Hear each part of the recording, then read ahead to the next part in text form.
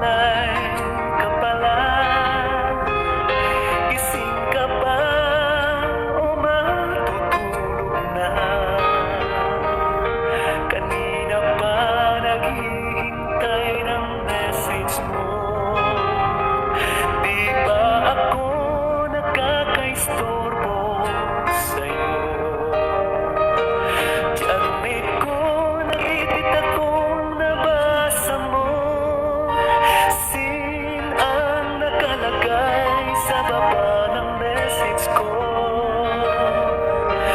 Mag-selfie ka naman o kahit sticker lang. Miss na miss ko na